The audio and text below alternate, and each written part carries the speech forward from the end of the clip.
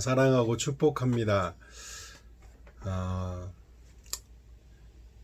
어제 이제 그 또 지난 한 10, 제가 처음으로 이제 간사를 시작할 때 만났던 이제 또 간사님을 뵙고 이렇게 또 나누는 시간을 가졌어요. 뭐 그 이후에도 뭐 몇 번 만났었지만 그래도 이제 그분이 했던 말 중에 그 말이 기억나더라고요.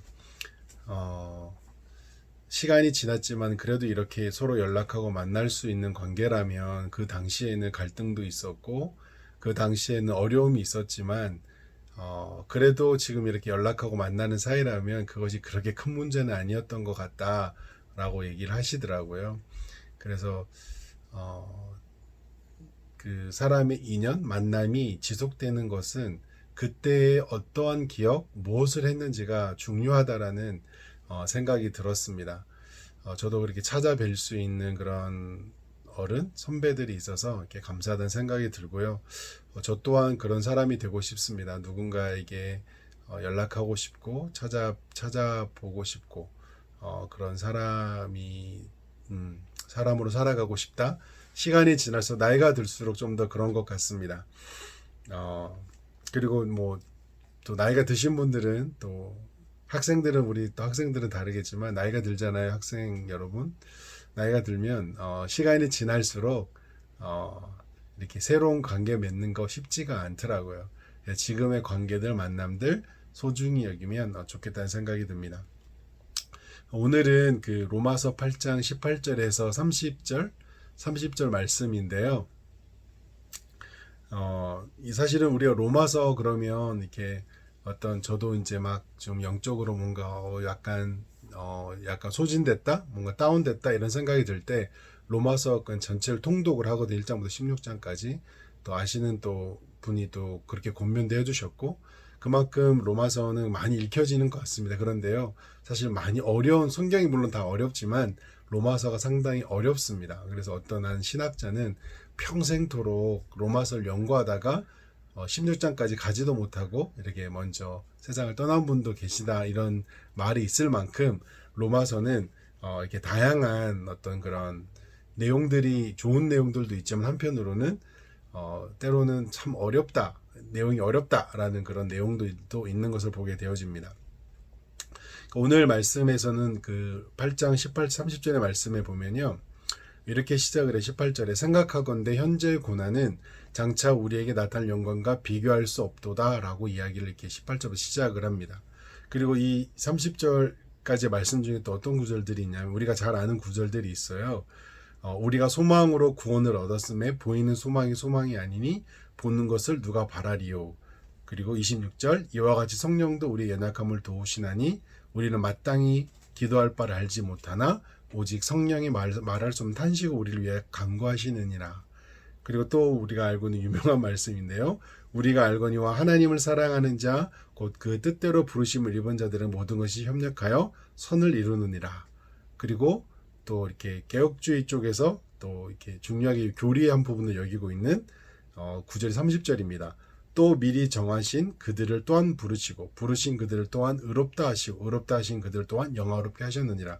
예정, 쉽게 말하면 예정, 그 다음에 칭의, 그 다음에 영화. 네. 예정, 성화, 그 다음에 칭의, 영화. 네. 이 구절이 사실 30절 구절이거든요. 30절 말씀이거든요. 네, 뭐 하여튼 이런 구절들이 이 18절 30절 말씀 8장에 많이 암송하는 구절들이 사실 많이 있는 것 같습니다. 로마서는 그래서 여러분들이 뭔가 신앙생활 하시다가 뭔가 마음이 좀 답답하다, 요즘에 왜 그러지, 뭔가 생각이 복잡하고 그럴 때 로마서 전체를 시간 딱 내놓고 통독을 전체를 하십시오. 정독으로. 그리고 뭐 마음에 좌절이 되거나 어려우실 때는요, 저는 시편 37편 23편, 그 다음에 121편, 이런 구절을 이렇게, 이런 부분들 저는 계속 읽고 또 읽고 또 읽고 이렇게 합니다. 그래서 말씀이 참 좋은 것 같습니다. 제가 어제 어제 그제 또 다른 한 분을 만나 뵀는데, 간사를 하시다가 지금 다른 일 하시는 분인데 만나 뵀는데 그런 얘기 하더라고요. 자기가 사업을 하지만 경영학 책도 많이 읽었고 여러 가지 읽었대요. 근데 막 머리를 엄청 쓰게 되더라고요. 그런데 요즘은 자기 성경책만 읽는데요. 성경 속에서 하나님의 지혜와 하나님의 마음과 하나님의 지혜를 동시에 말씀을 통해서 얻는다 그러더라고요. 그 얘기를 들으면서 참 많은 이렇게 공감이 되었고 격려가 되었습니다. 이 사도 바울이 편지를 쓴 이 로마 교회 공동체는요, 보니까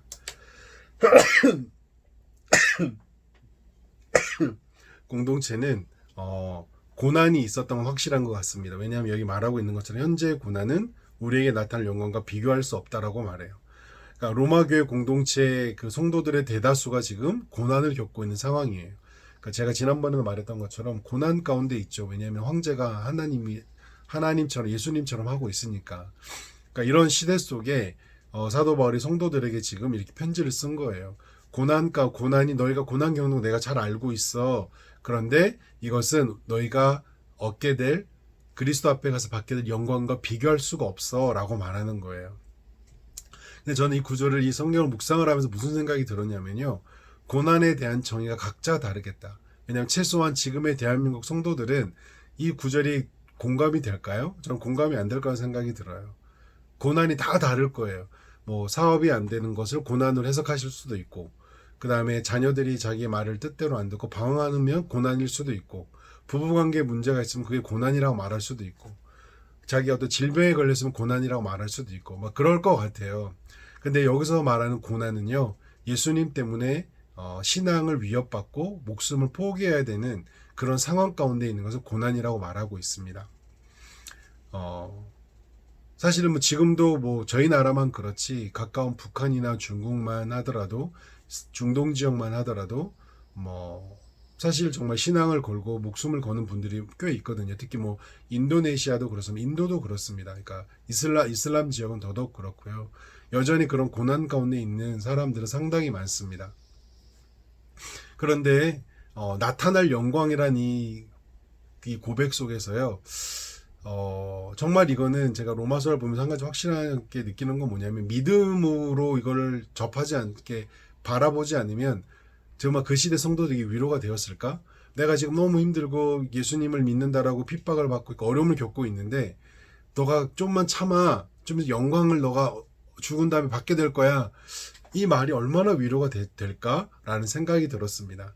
여러분이 어떤 큰 가정에 어려움이 있고 개인의 질병에 어려움이 있는데 좀만 참아. 너가 죽으면 영광 가운데 살게 될 거야. 쉽지 않을 것 같습니다. 하지만 믿음이 있는 사람은 그 말이 무슨 말인지 압니다. 그래서 그것 때문에 지금의 고난을 고난으로 보는 것이 아니라 나타날 영광을 소망하게 하는 것으로 보게 될 것 같습니다. 그리고 그 고난을 인내하게 되고 그리고 그 고난을 받아들이게 되는 것 같습니다.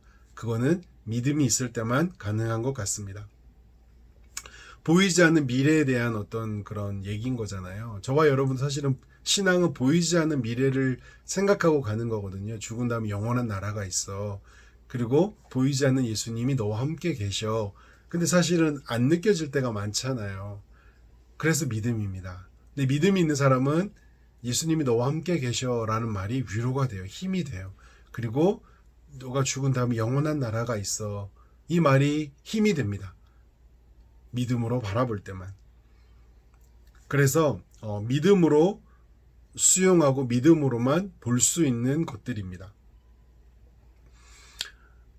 그리고 또 하나는 여기 그 합력하여 선을 이룬다는 것, 이것도 마찬가지인 것 같습니다. 모든 것이 합력하여 선을 이룬다라고 말할 때 사실은 그것 자체가 내가 원하는 대로 되기를 원하는 거잖아요. 내가 지금 내 상황은 내가 원하는 대로 되지 않아. 근데 좀 있으면 합력한 선을 이룬다고 했으니 내가 원하는 대로 다 될 거야 라고 생각하는 거거든요. 근데 성경은 사도 바울은 그걸 말한 게 아니라요. 합력해서 선을 이룬다는 얘기는 지금 너가 겪고 있는 그 상황 이해되지 않고 받아들이기 어렵지만 하나님의 방식대로 하나님의 때에 하나님이 원하는 형태로 이게 되어져 있을 거야. 그리고 이 상황을 하나님이 알고 계셔. 하나님의 주권을 인정해 라고 말하고 있는 것입니다. 근데 이것도 우리가 보면 다 그렇게 해석하시더라고요. 지금은 내가 뜻대로 안 되고 이해할 수 없지만 결국 내가 원하는 대로 될 거야. 이것을 합력하여 선을 이룬다고 생각을 하더라고요. 그렇지 않습니다. 합력하여 선을 이룬다는 것은 하나님의 주권에 의해서 하나님의 방식으로 하나님의 시간에 어떤 우리가 생각하지 못했던 모습으로 되어져 있을 걸 말하는 것입니다. 저와 여러분은 쉽게 말하면 하나님의 시선 속에 관심 속에 있는 사람입니다. 그렇기 때문에 우리는 믿음으로만이 모든 게 가능합니다. 해석이 가능합니다. 저와 여러분이 그 믿음 속에 우리가 또 이 하루를 살아가면 좋겠습니다. 그 이 한 주간을 살아가면 좋겠고요. 그 믿음을 가지고 또 한 주간 한 달이 아니라 1년, 10년, 죽음 이후의 삶까지 믿음으로 바라보면 좋겠습니다. 그래서 기독교는 소망이고 긍정입니다. 왜? 하나님이 이걸 아시거든요. 그분이 우리와 함께 하신다고 말하고 있거든요. 그리고 그분이 주도해 가실 것입니다. 사랑하고 축복합니다. 감사합니다.